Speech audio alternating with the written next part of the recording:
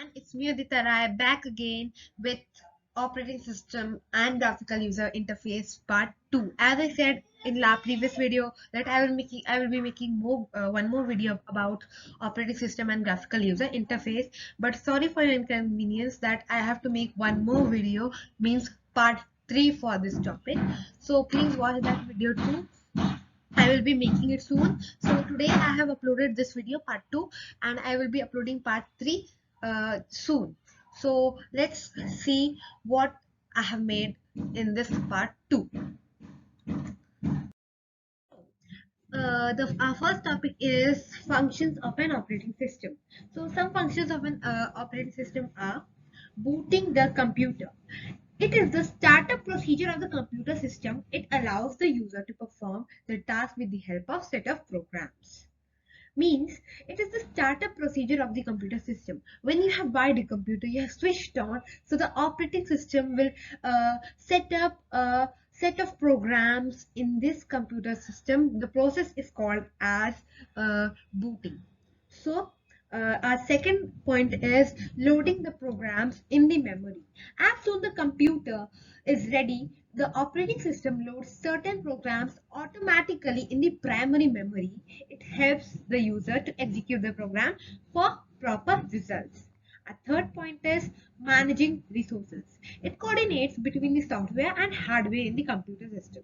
Like if you press the enter key on the computer system, the software will understand that you have entered press the enter key and it will show the desired result.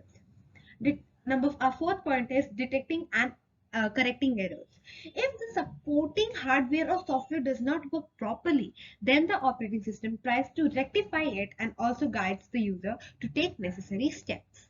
Our fifth point is ensuring data security. It keeps different programs and data in such a way that they don't interfere with each other. And it also protects itself from being destroyed by any user. Our sixth point is it maintains the internal clock of the computer system. It maintains the internal clock of the computer system even if the computer is shut down.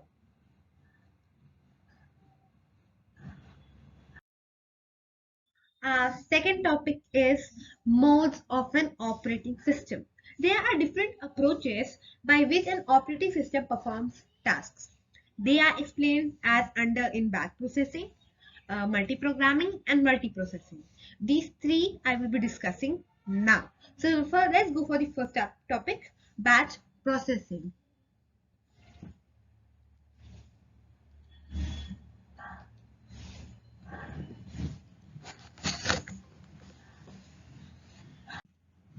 So batch processing, it is one of the oldest methods of data processing.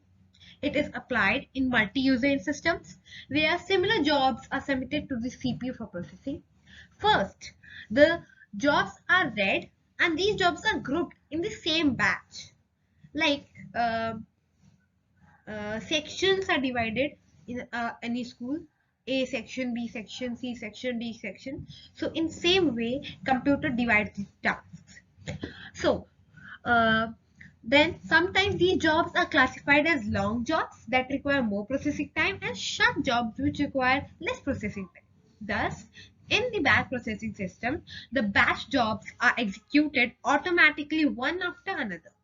In the system, the jobs are accumulated through punch cards in Fortran and COBOL languages.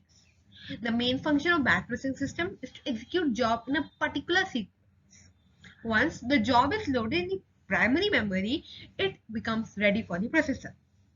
When the processor is available, the processor scheduler selects the job and loads the memory for the execution.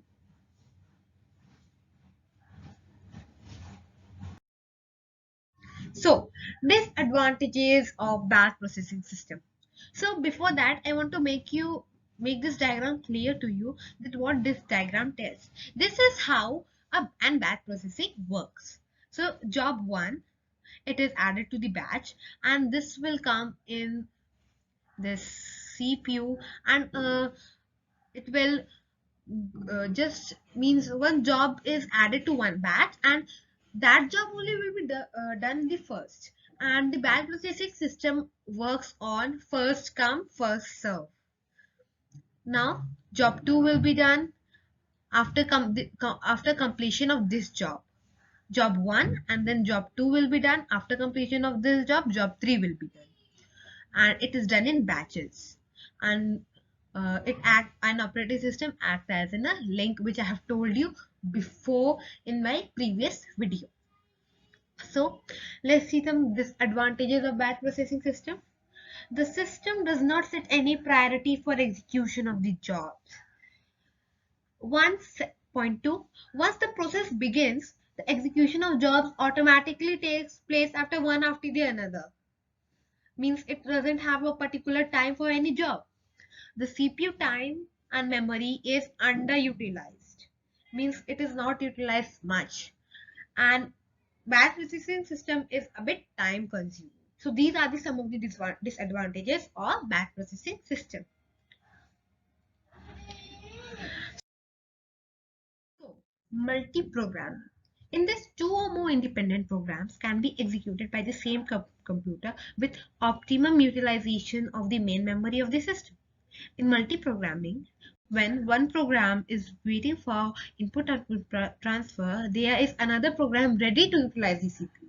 Like once you have opened program A has completed its task, so program B is ready to complete its task. So thus it is possible for several users to share the execution time in the CPU in a sequence. So if you talk about an correct definition, multiprogramming is a basic form of a parallel processing where several programs run at the same time in a single processor. Uniprocessor means single processor.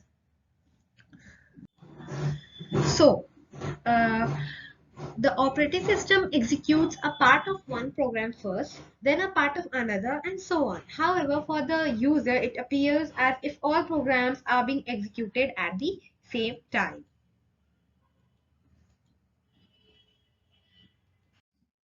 So, third mode of operating system is multiprocessing.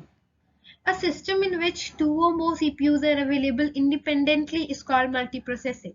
Like we have a main memory. We have a main memory. You can see main memory means a boss is sitting here.